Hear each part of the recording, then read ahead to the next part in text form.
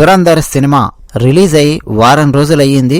సంచలనాలు సృష్టిస్తోంది. ఒక అద్భుతమైన డిస్కషన్కు వేదికగా మారింది. ఈ వీడియోలో దురంధర్ సినిమా రివ్యూ అలాగే మరికొన్ని అంశాలు మనం మాట్లాడుకునే ప్రయత్నం చేద్దాం. అన్నట్టు మా ఛానల్ నచ్చితే సబ్స్క్రైబ్ అవ్వండి, వీడియో నచ్చితే లైక్ కొట్టండి.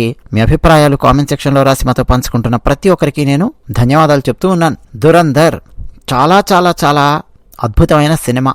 అయితే లెంత్ ఎక్కువగా ఉంది. ఇది మనకు వినిపించే ఫస్ట్ కంప్లైంట్. 3 గంటల 40 నిమిషాల పాటు ఈ సినిమా ఉంది. అబ్బా, అంతసేపు కూర్చొని చూడగలమా అని ఆలోచించే వాళ్లకు 2 ఎగ్జాంపుల్స్ ఇస్తాను. జోధా అక్బర్ సినిమా 3 గంటల 34 నిమిషాలు ఉంది. మొహబ్బతే సినిమా 3 గంటల 34 నిమిషాలు ఉంది. ఈ 2 దిక్కుమాలిన సినిమాల కంటే మన భారతదేశానికి చెందిన చరిత్ర, భారత గూఢచారులు ఎట్లా పాకిస్తాన్లో కష్టపడతారు, అసలు ఒక్కోసారి వాళ్లకు ఇన్ఫర్మేషన్ తెలుస్తూ ఉంటుంది, కానీ కమ్యూనికేట్ చేయలేనటువంటి పరిస్థితి ఉంటుంది. కమ్యూనికేట్ చేస్తే వీళ్ళతో పాటు ఉన్నటువంటి నెట్వర్క్ మొత్తం దొరికిపోతారు. అంటే ఏ రకమైన భావోద్వేగాలు ఉంటాయో చూడండి. అలాంటి అద్భుతమైనటువంటి సీన్స్తో దురంధర్ సినిమా ఉంది. దురంధర్లో యాక్ట్ చేసినటువంటి రణ్వీర్ సింగ్ కంటే ఎక్కువ పేరు విలన్గా చేసిన అక్షయ్ ఖన్నాకు వస్తుంది. అంత అద్భుతంగా అక్షయ్ ఖన్నా విలని పండించాడు, చూపించాడు. చావా సినిమాలో బాద్షా ఔరంగజేబ్ పాత్రలో అక్షయ్ ఖన్నా ఎంత సటిల్ ఎక్స్ప్రెషన్స్తో దడ పుట్టించాడో దానికి క్వైట్ ఆపోజిట్గా అప్పుడప్పుడు సటిల్గా చాలా చాలా వైలెంట్గా ఇందులో యాక్ట్ చేసి చూపించాడు. తనలో ఉన్నటువంటి సత్తా ఏ స్థాయిలో ఉందో మరోసారి మనం చూడొచ్చు. ఇక మాధవన్ పాత్ర, మన అజిత్ దోబల్ గారి పాత్ర సూపర్బ్ అండి. మాధవన్ అసలు ఆ డైలాగ్స్ కానీ, క్రిస్ప్ డైలాగ్స్, ఎక్స్ప్రెషన్స్, మాధవన్ ఎంత అద్భుతమైన యాక్టరో మనకు తెలుసు. 3 Idiots కానీ, సఖీ కానీ, అమృత కానీ, గురు కానీ తమిళ్లో చాలా అద్భుతమైన యాక్టర్.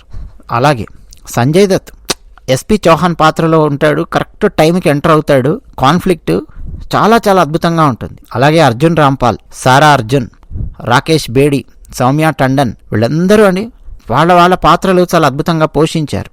ఏదో ఉన్నారంటే ఉన్నారులే కాదు, ప్రతి కీలకమైన పాత్రలో యాక్ట్ చేసిన యాక్టర్ చాలా బాగా యాక్ట్ చేశారు. దురంధర్ స్టోరీ లైన్ ఏంటి, నేనేం స్పాయిలర్స్ అవన్నీ నేనేం చెప్పను, జస్ట్ ఒక స్టోరీ లైన్ అర్థం చేసుకోవడానికి చెప్తూ ఉన్నాను. ఖచ్చితంగా మీరు సినిమా చూడండి, థియేటర్కి వెళ్ళి. మీరు సినిమా చూసేటప్పుడు ఇప్పుడు నేను చెప్పేవి మీకు కొంచెం ఉపయోగపడతాయి సినిమా అర్థం చేసుకోవడంలో. ముఖ్యంగా సినిమా హిందీలో ఉంటుంది కాబట్టి చాలామంది మన తెలుగు ప్రేక్షకులు హిందీ అనేసరికి వెళ్ళడానికి కాస్త వెనుకంజ వేస్తారు కాబట్టి చెప్తూ ఉన్నాను. తప్పకుండా చూడండి.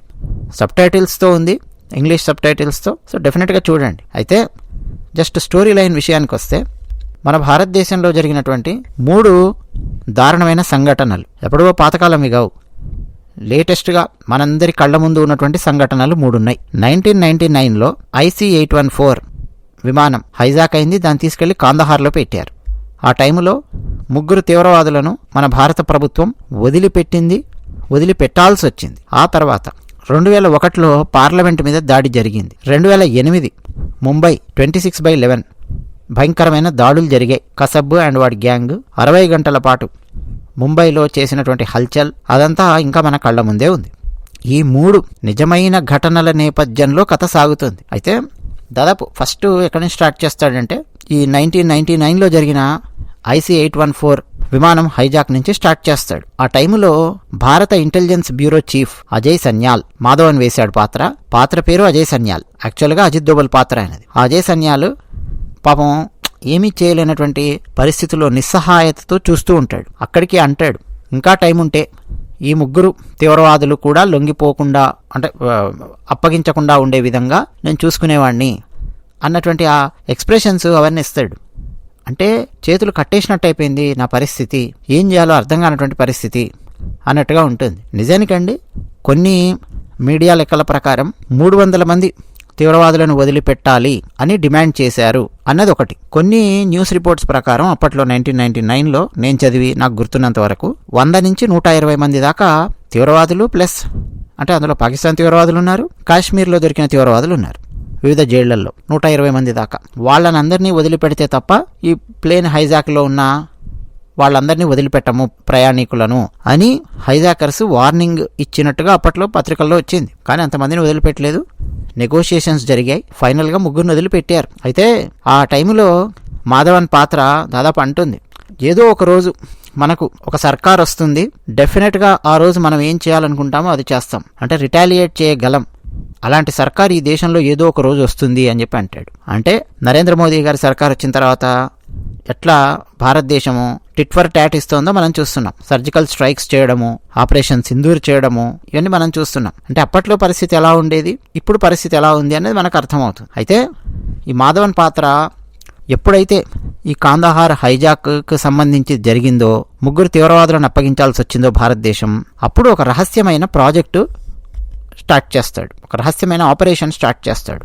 ఆ ఆపరేషన్ పేరే మన సినిమా టైటిల్ దురంధర్. దురంధర్ అంటే మనిషి పేరు కాదండి, ఆపరేషన్ పేరు దురంధర్, ఒక రహస్య ఆపరేషన్. అందులో భాగంగా భారతదేశం నుంచి ఒక కీలకమైనటువంటి ఒక యువకుడిని సెలెక్ట్ చేసి గూఢచారిగా పాకిస్తాన్కి పంపిస్తాడు. ఎవరా కుర్రాడు యువకుడు అంటే రణ్వీర్ సింగ్. హంజా అనే పేరుతో పాకిస్తాన్లోకి అడుగు పెడతాడు. నిజానికి తను పంజాబ్ జైల్లో ఉండి జైలు జీవితం గడుపుతూ ఉంటాడు. నిజానికండి అంతకుముందు కూడా నేను ఒక వెబ్ సిరీస్లో చూశాను, జస్ట్ ఒక 3 months బ్యాక్ ఒక వెబ్ సిరీస్లో చూశాను ఇలాంటిది. పంజాబ్ జైల్లో జైలు జీవితం గడుపుతున్న వ్యక్తిని తీసుకొని వెళ్ళి పాకిస్తాన్లో ఒక గూఢచారిగా పెడతారు. అంటే నిజంగా జరిగినటువంటి సంఘటన ఇది, సినిమా కోసం రాసినటువంటి ఫిక్షన్ కాదు. అలాంటి సంఘటనల ఆధారంగా తెరకెక్కినటువంటి సినిమా. అందుకనే దాదాపు 6 దేశాలు, ముస్లిం దేశాలు ఈ సినిమాను వాళ్ళ దేశం లోపలికి రాకుండా అడ్డుకున్నాయి. ఎందుకంటే చాలా లింక్స్ చరిత్రలో చాలా దేశాలకు కనెక్ట్ అవుతాయి. ఒక్కసారిగా వాళ్ళందరూ ఉలిక్కి పడినటువంటి పరిస్థితి. అన్నట్టు సినిమాలో ముస్లింల గురించి ఒక్క బ్యాడ్ కామెంట్ కానీ, ఒక బ్యాడ్ రిమార్క్ కానీ లేదు. ముస్లింలను విమర్శిస్తున్నట్టు కానీ, ముస్లిం మతాన్ని దూషిస్తున్నట్టు కానీ, ద్వేషిస్తున్నట్టు కానీ, ముస్లింల పవిత్ర గ్రంథాన్ని విమర్శిస్తున్నట్టు కానీ, ముస్లింల దైవాన్ని విమర్శిస్తున్నట్టు కానీ ఒక డైలాగు లేదు, ఒక సీను లేదు. మొత్తం పాకిస్తాన్ మన భారతదేశం మీద ఏమేం కుట్రలు పన్నుతోంది, దాన్ని ఎట్లా ఛేదించాలి, ఇది మనకు సినిమాలో కనిపిస్తుంది. ఇక హీరో పాకిస్తాన్లోకి అడుగుపెట్టిన తర్వాత రహస్యమైన జీవితాన్ని గడుపుతూ ఉన్నప్పుడు ఎలా ఉంటుంది అతని జీవితం, అతనికి ఎదురయ్యే సవాళ్ళేంటి. మరోపక్క కరాచీని బేస్గా చేసుకుని ఉగ్రవాద ముఠాలను పెంచి పోషిస్తూ ఉంటాడు రెహమాన్ అనే పాత్ర. ఎవరి రెహమాన్? అక్షయ్ ఖన్నా. మనం మాట్లాడుకున్న అక్షయ్ ఖన్నా ఎక్స్ట్రాడినరీ రోల్ అండి అది. అసలు ఆ స్వాగ్ అక్షయ్ ఖన్నాది, dialogue delivery extraordinary. Madhavan screen presence ఎంత ఇంటెన్స్ ఉంటుందో అక్షయ్ ఖన్నా ఆ స్వాగ్ డైలాగ్ డెలివరీ అసలు అదిరిపోతుంది. అసలు ఎంత వైలెంట్గా ఉంటుంది వాళ్ళ బిహేవియర్ అక్కడ ఆ తీవ్రవాదులది అన్నది. నిజంగా జరిగినటువంటి సంఘటనలను ఇందులో పెట్టారు. అసలు తలకాయలతో ఫుట్బాల్ ఆడతారు వాళ్ళు, తలకాయలు నరికి తలకాయలతో ఫుట్బాల్ ఆడతారు. అంతటి భయంకరమైన ఉగ్రవాద ముఠాలున్నాయి పాకిస్తాన్లో. మన భారతదేశానికి చెందిన గూఢచారులు ఎవరైనా దొరికారు పాకిస్తాన్లో అంటే వాళ్ళ పరిస్థితి ఎంత దారుణంగా ఉంటుంది. హిందువులను ఎంత దారుణంగా ట్రీట్ చేస్తారు అక్కడ, ఏమేం చేసేవాళ్ళు. ముఖ్యంగా అండి ఇందులో ఒక్క ప్లేస్ కాదు, ఆ ల్యారీ గ్యాంగ్ అని చెప్పి ఉంటుంది. అలాగే కొంత సింధు ప్రాంతంలో పాకిస్తాన్లో ఏం జరుగుతుంది అది చూపిస్తాడు. పాకిస్తాన్లో ఉండే వాళ్ళు ఐఎస్ఐ వాళ్ళు, అంటే పాకిస్తాన్ యొక్క ఇంటెలిజెన్స్ వ్యవస్థ. మన భారతదేశానికి రా ఎలాంటిదో, అమెరికాకు సిఐఏ ఎలాంటిదో, పాకిస్తాన్కి ఐఎస్ఐ అనేది అలాంటిది. వాళ్ళు భారతదేశానికి వ్యతిరేకంగా కుట్రలు పన్నుతూ ఎట్లా తీవ్రవాదుల ముఠాలతో కలిసి పనిచేస్తూ ఉంటారు క్లియర్ కట్గా ఈ సినిమాలో చూపిస్తాడు. దేశభక్తి అంశాలు, స్పై యాక్షన్ థ్రిల్లర్, శత్రుదేశమైన పాకిస్తాన్లో ఉన్న ఉగ్రవాద సంస్థల మూలాలను కనిపెట్టి వాటిని పెకిలించడము, వాటి రూట్స్ కట్ చేయడము, వాటిని అంతమొందించడము, అందులో భారత ఇంటెలిజెన్స్ బ్యూరో చేపట్టినటువంటి రహస్య ఆపరేషన్ ఈ దురంధర్ ఎలా సాగింది అని చెప్పేదే సినిమా. మొత్తం అండి 8 చాప్టర్స్గా సినిమా ఉంది. మీరు ఊరి సినిమా చూసుంటే అందులో కూడా చాప్టర్స్ లాగా వేస్తాడు. గుర్తుందా ఊరి? ఫస్ట్ బ్లాక్ స్క్రీన్ మీద చాప్టర్ పేరు పడుతుంది, ఆ తర్వాత నెక్స్ట్ మళ్ళీ సీన్స్ అవన్నీ వస్తాయి. నెక్స్ట్ మళ్ళీ వేరే సీన్ లోపలికి వెళ్తున్నప్పుడు లేదా వేరే బ్యాక్ డ్రాప్లోకి వెళ్తున్నప్పుడు బ్లాక్ స్క్రీన్ వచ్చి దాని మీద చాప్టర్ పేరు పడుతుంది. సో ఆ కైండ్ ఆఫ్ విధానము ఈ సినిమాలో కూడా ఉపయోగించాడు. 8 చాప్టర్లుగా ఉంటుంది. ఆ 8 చాప్టర్లలో ఏ చాప్టర్లో ఏమయ్యింది అనేది సినిమా. ఇక విమాన హైజాక్, ఆ తర్వాత కూడా ఎవరినైతే తీవ్రవాదులను వదిలిపెట్టారో అందులో ఒకడు పాకిస్తాన్లో కూర్చొని ఎట్లా మళ్ళీ ప్లాన్ చేశారు 2001లో. అంటే విమాన హైజాక్ సంఘటన జరిగిన 2 ఏళ్ల తర్వాత భారత పార్లమెంటుపై ఉగ్రవాద దాడి జరిగింది. అవన్నీ అండి చాలా రాగా రస్టిక్గా చూపించాడు. రణ్వీర్ సింగ్ కూడా చాలా రాగా యాక్ట్ చేశాడు, చాలా బాగా యాక్ట్ చేశాడు. కాకపోతే మనకేంటంటే అక్షయ్ ఖన్నా స్వాగ్ అదంతా ఉండేసరికి మన కాన్సన్ట్రేషన్ అంటే యాక్టింగ్ స్కిల్స్ గురించి చెప్తే అక్షయ్ ఖన్నా మీదకి వెళ్తుంది. కానీ రణ్వీర్ ఏంటంటే 2 పనులు చేయాలి. ఏంటి? యాక్షన్ సీక్వెన్సెస్ 1, 2 తన పర్ఫార్మెన్స్ ఇవ్వాలి, 3 గడ్డం ఉంది, మీసాలు గడ్డం ఫుల్గా ఉంటుంది. అందులో అతని ఎక్స్ప్రెషన్స్ చూపించాలి ఉన్న ఆ కాస్త మొహంలో. అక్షయ్ ఖన్నా ఏంటంటే క్లీన్ షేవ్తో ఉంటాడు, అతని ఎక్స్ప్రెషన్స్ మనకు కరెక్ట్గా కనెక్ట్ అవుతూ ఉంటాయి. అది కూడా ఒక సమస్య ఉంటుంది. బట్ అందులోనే అండి చాలా బాగా యాక్ట్ చేశాడు రణ్వీర్. అసలు హ్యాట్స్ ఆఫ్ చెప్పాలి అసలు ఇలాంటి సినిమా యాక్సెప్ట్ చేసినందుకు. అంటే హీరో రహస్య ఏజెంట్గా శత్రు దేశంలోకి అడుగుపెట్టినప్పుడు జనరల్గా వేరే వేరే సినిమాలలో చాలా చాలా హైప్ తీసుకొచ్చి కొన్ని అనవసరమైన సీన్స్, అసలు ఇలా జరుగుతాయా అనుకునే సీన్స్ చాలా తీస్తారు. మీరు అంతకుముందు షారుఖ్ ఖాన్ పఠాన్ సినిమా చూసినా, లేదా అంతకుముందు సల్మాన్ ఖాన్ సినిమాలు టైగర్ జిందా హై టైగర్ ఇట్లాంటి సినిమాలు కొన్ని చూసినా మీకు అది సినిమా అన్న విషయం అర్థమైపోతుంటుంది. నేను సినిమా చూస్తున్నాను, ఒక యాక్షన్ సినిమా ఏదో చూస్తున్నాను అన్న ఫీలింగ్ ఉంటుంది తప్ప మీరు చరిత్రకు కనెక్ట్ అవ్వరు, దేశభక్తి జనరేట్ అవ్వదు, అసలు కనెక్ట్ అవ్వరు మీరు చరిత్రకు కానీ దేశానికి కానీ. ఆ పాత సినిమాలలో అవి ఎన్ని వందల కోట్లైనా సంపాదించని.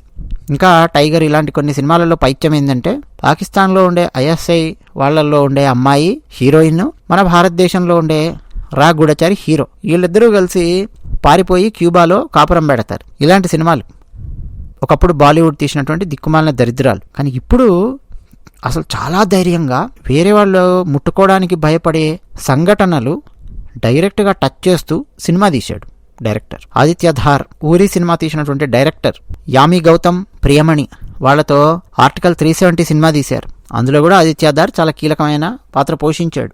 యామి గౌతమ్ ఆదిత్య ధార్ భార్య, తెలిసే ఉంటుంది మీకు. సో ఊరి ఎంత ధైర్యంగా తెరకెక్కించాడో ఇప్పుడు కూడా అంత ధైర్యంగా తెరకెక్కించాడు. ఊరిలో ఉండే డైలాగ్ ఉంటుంది చూసారా, నరేంద్ర మోదీ గారు చెప్పిన డైలాగే అది. నరేంద్ర మోదీ గారు ఒక సంఘటనలో, ముఖ్యంగా ఊరి సంఘటన సందర్భంగా మోదీ గారు స్పీచ్లో చెప్పినటువంటి విషయాన్ని ఈ సినిమాలో పెట్టారు. ఏ నయా హిందుస్థాన్ హై, ఏ ఘర్ మే ఘుస్కే భీ ఔర్ మారేగా భీ. ఈ డైలాగ్ ఊరి సినిమాలో మనకు ఈ డైలాగ్ అజిత్ దోవల్ పాత్ర చేత చెప్పిస్తారు. పరేష్ రావల్ వేశాడు ఊరిలో. ఇందులో ఇదే డైలాగ్ రణ్వీర్ సింగ్ చేత చెప్పిస్తారు. అంటే ఊరి సినిమా స్పిరిట్ మళ్ళీ ఒకసారి ఎక్కువ అవుతుంది ఇందులో. అసలు కొన్ని డైలాగ్స్ కూడా అండి, రణ్వీర్ సింగ్ చెప్పే డైలాగ్, అగర్ తుమ్ లోగోం కే పటాకే ఖతం హో గయే తో మే ధమాకా షురూ కరు, ఇలాంటి డైలాగ్స్.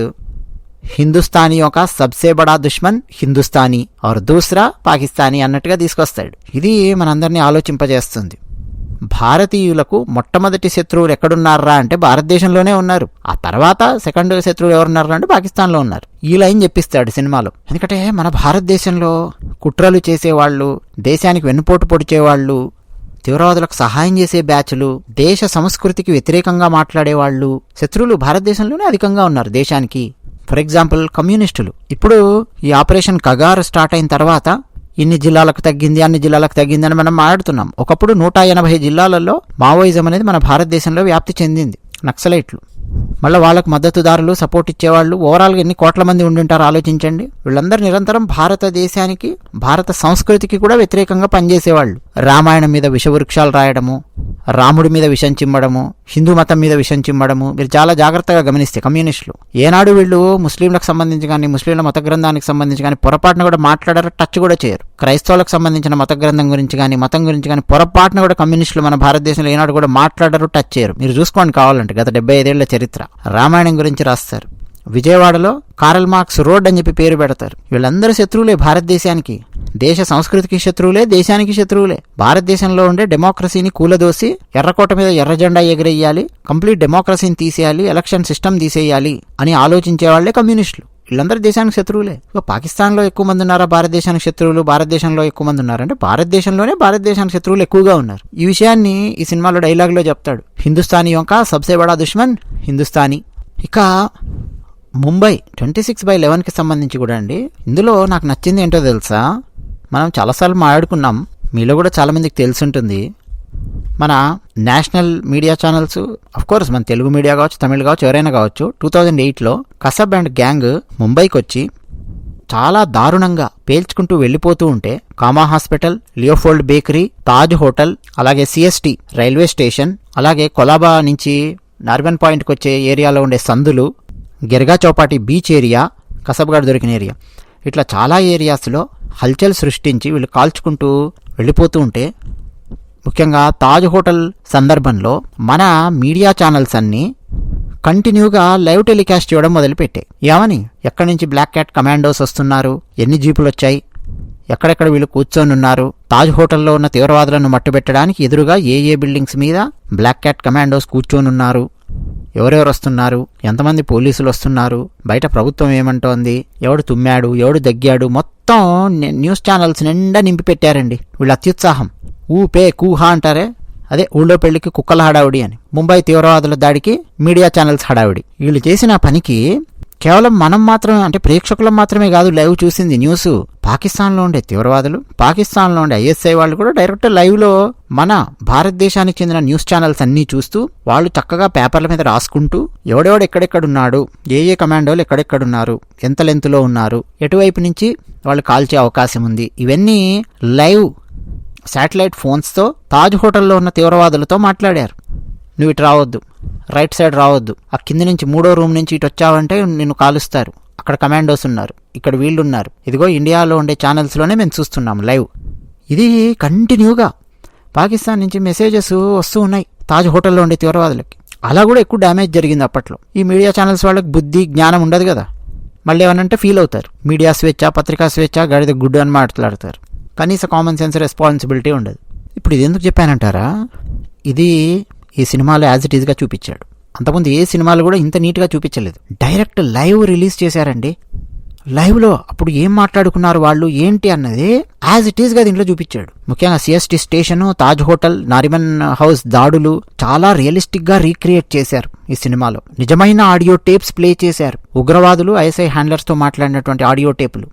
అజ్మల్ కసబ్ కూడా కొన్ని క్షణాలు మనకు ఈ సినిమాలో ఆ పాత్ర కూడా కనిపిస్తుంది. అంటే నిజమైనటువంటి ఆడియో టేప్స్ ఉపయోగించడం కొంచెం మనకు డిస్టర్బింగ్గా అనిపిస్తుంది నార్మల్ ప్రేక్షకుడికి. కానీ ఆ ల్యారీ మాఫియా ఎట్లా దాడులకు ప్లాన్ చేశారు అన్నటువంటి ఒక ట్విస్ట్ ఇస్తారు సినిమాలో. అంటే 3 దాడులు ఒకే ఏజెంట్ ఒకే మిషన్ కింద కనెక్ట్ చేసే ప్రయత్నం చేశారు. నిజానికి కింద ఇంకా చాలా మంది ఏజెంట్స్ వాళ్ళందరూ ఉంటారు, బట్ మనకు సినిమాలో ఈ విధంగా కనెక్ట్ చేశారు. చాలా గ్రిట్టీగా ఉంది, చాలా రియలిస్టిక్గా ఉంది. ఐఎస్ఐ అలాగే మాఫియా, ఉగ్రవాదులు, వాళ్ళ మధ్య జరిగే రక్తపాతాలు, యుద్ధాలు, భారత్ యొక్క పేట్రియాటిజము, మధ్యలో బిట్రేయల్స్, అంటే మధ్యలో ఎవరు ఎట్లా మోసం చేస్తారు, ఇవన్నీ అండి edge of the seat experience ఇస్తాయి. రియల్ ఈవెంట్స్ మీద ఆధారపడినటువంటి స్టోరీ కాబట్టి చాలా రియలిస్టిక్గా, చాలా రాగా చూపించారు. బ్యాక్గ్రౌండ్ మ్యూజిక్ అనేది ఈ సినిమాకు ఒక వెన్నెముక లాంటిది. యాక్షన్ బ్లాక్స్ వచ్చినప్పుడల్లా అండి బ్యాక్గ్రౌండ్ మ్యూజిక్ చాలా అవుట్ స్టాండింగ్గా ఉంటుంది, న్యాచురల్గా ఉంటుంది. ఫైట్స్ కానీ అలాగే మాస్ మూమెంట్స్ ఎలిమెంట్స్లో కూడా కెమెరా వర్క్, ఫ్రేమ్ రిచ్నెస్ కానీ మనం చూడొచ్చు. ఎక్కడ కూడా ఫైట్స్ ఇవన్నీ ఓవర్ ద బోర్డ్ వెళ్ళినట్టు, ఫిజిక్స్కి, కెమిస్ట్రీకి, మ్యాథ్స్కి అందకుండా ఉండే ఫైట్స్ అలాంటివి ఏం లేవు ఇందులో. అన్ని న్యాచురల్ ఫైట్సే. అయితే అక్కడక్కడ కొంచెం ప్రెడిక్టబుల్ సీన్స్ లాగా ఉంటాయి సెకండ్ హాఫ్లో. ఇంకొంచెం ఎమోషనల్ డెప్త్ యాడ్ అయ్యి ఉంటే బాగుండేదని చెప్పి కూడా నాకు అనిపించింది. అయితే ఇక్కడ ఒకటి మనకు ఆశ్చర్యపరిచేది ఏంటంటే, చాలామందికి డైజెస్ట్ అవ్వంది ఏంటంటే సినిమాలో, అది కూడా చెప్తా, అది ఎందుకు అనేది కూడా చెప్తా, ఎంత న్యాచురల్గా తీశారు అని చెప్పడానికి. స్పాయిలర్ ఇవ్వను నేను, ఏంటి అనేది నేను చెప్పను. జనరల్గా భారత్లో ఉగ్రవాద దాడులు చేయాలన్నా వేరే రకరకాల సంఘటనలు ఇవి జరుగుతున్నప్పుడు, అంటే ఆల్రెడీ హీరో అక్కడికి ఎంటర్ అయిపోయి ఉంటాడు, దురంధర్ అనేది ఆపరేషన్ నడుస్తూ ఉంటుంది, అజ్ఞాతవాసంలో ఉంటాడు హీరో, అక్కడే ఉంటాడు. హీరో కూడా అందులో వెళ్ళిపోవాలి కదండి, ఇన్ఫిల్ట్రేట్ అవ్వాలి కదా, వాళ్ళల్లో ఒకటిగా ఉండాలి, ముస్లింగా ఉండాలి, గడ్డం పెంచాలి, నమాజ్ చేయాలి, రోజా ఉండాలి, అన్నీ చేయాలి, వాళ్ళలాగానే ఉండాలి, వాళ్ళల్లో ఒకటిగా ఉండాలి. అలాగే ఉంటాడు, ఎక్కడెక్కడ ఇన్ఫర్మేషన్ ఇవ్వాలి అక్కడ ఇస్తుంటాడు, భారతదేశం ఇవన్నీ చేస్తుంటాడు. కానీ కొన్ని టైంలో ఏమవుతుందంటే పక్కాగా తనకు తెలుసు భారతదేశంలో పలానా టైంలో పలానా జరగబోతోందని తెలుసు, కానీ ఏమీ చేయకుండా హీరో ఉండిపోతాడు. ఇది ప్రేక్షకులకు డైజెస్ట్ అవ్వదు. ఎందుకంటే మనం రెగ్యులర్ ఫార్మాట్లో సినిమా చూసామనుకోండి, ఇది డైజెస్ట్ అవ్వదు. అరే ఇతనికి తెలుసు కదా ఫలానా ఇది జరుగుతుంది, అక్కడ ఇలా జరగబోతోంది భారత్లో అని, ఇతను ఆపొచ్చు కదా, ఎందుకు ఇలా చేయలేదు, ఏంటి, ఇలాంటి ఫీలింగ్ వచ్చేస్తుంది, మనకి ఇరిటేషన్ వస్తుంది. కానీ విషయం ఏంటంటే గూఢచారుల యొక్క జీవితము అంతే భయంకరంగా ఉంటుంది. ద్రోహి అనే ఒక సినిమా వచ్చింది, కమల్ హాసన్, అర్జున్ యాక్ట్ చేశారు. చాలా అద్భుతమైన సినిమా, హిందీ సినిమా ఆధారంగా తెరకెక్కించారు, ద్రోహకాల్ అనే సినిమా ఆధారంగా. అందులో నక్సలైట్ల లోపలికి పోలీసులు ఒక వ్యక్తిని ఇన్ఫిల్ట్రేట్ చేస్తారు. ధనుష్ అనే పాత్ర అనుకుంటాను, నాకు గుర్తుండి. ఆ ధనుష్ పాత్ర కూడా ఆ నక్సలైట్లలో కలిసిపోయి వాళ్ళల్లో ఉంటాడు, వాళ్ళతో పాటు మందు పాత్రలు పెడుతుంటాడు, అన్ని చేస్తుంటాడు, ఇవ్వాల్సిన ఇన్ఫర్మేషన్ పోలీసులకు ఇస్తుంటాడు. అంటే పోలీసులు కొన్ని ఆపగలుగుతూ ఉంటారు, కొన్ని ఆపలేరు, బట్ కాన్స్టెంట్గా ఇన్ఫర్మేషన్ ఇస్తూ ఉంటాడు అక్కడ ఉండి. అతని పని ఏంటి, అక్కడ ఉండాలి, అంతే, వాళ్ళ దగ్గర ఉండాలి. సాధ్యమైనంత వరకు అతనికి ఎప్పుడు ఎలా కుదిరితే అట్లా ఇన్ఫర్మేషన్ ఇవ్వాలి. ఇన్ఫర్మేషన్ ఇవ్వలేని పరిస్థితి కనుక వచ్చిందనుకో, నువ్వు బయటికి ఎక్స్పోజ్ అవ్వద్దు, నువ్వు అక్కడే ఉండాలి. మహా అయితే ఒక సంఘటన భయంకరమైనది జరుగుతుందేమో నీకు తెలిసి కూడా, కానీ నువ్వు ఒకసారి ఎక్స్పోజ్ అయ్యావంటే మళ్ళీ నీలాంటి ఉన్న తయారు చేసి లోపల పంపించడం చాలా కష్టమవుతుంది. ఆ తర్వాత జరగబోయే చాలా చాలా సంఘటనలు మేము అడ్డుకోగలుగుతాం నువ్వు అక్కడే ఉంటే. ఇంత నీట్గా అతన్ని డిప్లాయ్ చేస్తారు. అసలు ఒకనొక టైంలో అయితే ధనుష్ ఈవెన్ క్లైమాక్స్ వచ్చేసరికి అర్జున్ని, అంటే తనని ఎవరైతే డిప్లాయ్ చేశారో ఆఫీసరు, అతన్ని చాలా దారుణంగా ఆ నక్సలైట్ లీడర్ నాజర్ టార్చర్ పెడుతూ ఉంటే ఆ పక్కనే ఉంటాడు ధనుష్, ఉండి కూడా ఏం చేయడు, ఏం మాట్లాడు. సామాన్య ప్రేక్షకుడికి ఏమనిపిస్తుంది? రక్షించాలి కదా, అర్జున్ని ఇంత దారుణంగా కొడుతూ ఉన్నాడు, కళ్ళగుడ్లు బీకేస్తుంటే రక్షించాలి కదా, ఇక్కడే పక్కనే ఉన్న ఈ ధనుష్ అనేవాడు ఇన్ఫిల్ట్రేట్ అయ్యాడు కదా, వీడు కూడా పోలీసే కదా అనుకుంటాం. కానీ అతను ఎక్స్పోజ్ అవ్వకూడదు. అర్థమైంది కదా? అసలు లాస్ట్కి అయితే ఆ సినిమాలో కమల్ హాసన్ కాల్చి చంపేస్తాడు, తన పై ఆఫీసర్నే కాల్చి చంపేస్తాడు. కాల్చి చంపమంటాడు పై ఆఫీసరే కమల్ హాసన్, నువ్వు ఇక్కడే ఉండాలిరా నాయన, నువ్వు కాల్చి నన్ను అంటాడు. అదే రియాలిటీ, గూఢచారి యొక్క రియాలిటీ ఎగ్జాక్ట్ అండి ఈ సినిమాలో. అందుకే మనకు కొన్ని సీన్స్ అసలు డైజెస్ట్ అవ్వవు. ఒరే నీకు తెలుసు కదరా ఇన్ఫర్మేషన్, నువ్వు ఇక్కడే ఉన్నావు కదరా, నువ్వు ఆపొచ్చు కదరా అన్న ఫీలింగ్ వస్తుంది మనకి, కానీ ఆపలేడు కొన్ని, అంతే, అది రియాలిటీ. ఇక ప్రీ క్లైమాక్స్ నుంచి అండి ఒక రేంజ్ థ్రిల్లింగ్ ఉంటుంది. ఇంటర్వెల్ కూడా అదరగొట్టాడు. ప్రీ క్లైమాక్స్ నుంచి క్లైమాక్స్ వరకు అసలు అక్షయ్ ఖన్నా పాత్ర, అంటే రెహమాన్ పాత్రని అంతమొందించడానికి అని ఫినిష్ చేయడానికి హీరో వేసే స్కెచ్ ఉంటుంది, ఆ ప్లానింగ్ ఉంటుంది, అసలు ఎవరెవరితో చేతులు కలుపుతాడు హీరో, ఏం చేస్తాడు అనేది అద్భుతంగా ఉంటుంది. ఇక క్లైమాక్స్ యాక్షన్ సీక్వెన్స్ ఏ రేంజ్లో ఉంటుందో మీరు ఊహించుకోవచ్చు. ఊరి డైరెక్టర్ అంటే డామ్ షూర్గా బ్లడ్ షెడ్ అనేది ఉంటుంది. రక్తం ఉండకూడదు సినిమాలో అని అనుకుంటే పొరపాటే, రక్తం డెఫినెట్గా ఉంటుంది. అయితే ఈ సినిమాకు సీక్వెల్ కూడా ఉండబోతోంది అని చెప్పి మనకు ఫైనల్లో చెప్పారు. సో తర్వాతి పార్ట్ కూడా రాబోతోంది. తర్వాతి పార్ట్లో ఏం తీస్తారు దురంధర్ అనేది చాలా ఆసక్తికరంగా మారింది. సంజయ్ దత్ మనకు ఎప్పుడెప్పుడు స్క్రీన్ మీద కనిపిస్తే అప్పుడప్పుడు ఒక ఊపు వస్తుందండి, ఒక జోష్ వచ్చేస్తుంది. అర్జున్ రాంపాల్ కూడా చాలా ఇంపార్టెన్స్ ఉంది. ఇక అక్షయ్ ఖన్నా వేసినటువంటి రెహమాన్ పాత్ర, ఆ పాత్రను అంత ఈజీగా ఎవరు మర్చిపోలేరు. ఒకటే సంవత్సరం 2 పెద్ద సినిమాలలో, 2 అద్భుతమైన సినిమాలలో, అద్భుతమైన పాత్రల్లో విలన్గా చేసి మెప్పించాడు అక్షయ్ ఖన్నా. చావాలో ఔరంగజేబు, దురంధర్లో Rehman villain. So cinema miss అవ్వకండి, అద్భుతమైన సినిమా, హిందీలో ఉంటుంది, వెళ్ళి చూడండి. కాకపోతే చెప్పాను కదా 3 గంటల 40 నిమిషాలు ఉంటుంది. మరి జోధా అక్బర్ 3 గంటల 34 నిమిషాలు, మొహబ్బతేలు 3 గంటల 34 నిమిషాలు, ఇలా చూసినటువంటి వాళ్ళు చరిత్రకు సంబంధించినటువంటి ఈ సినిమా 3 గంటల 40 నిమిషాలు ఉంటే చూడడానికి వెనుకాడకండి, చూడండి. అద్దె విషయం. ధన్యవాదాలు.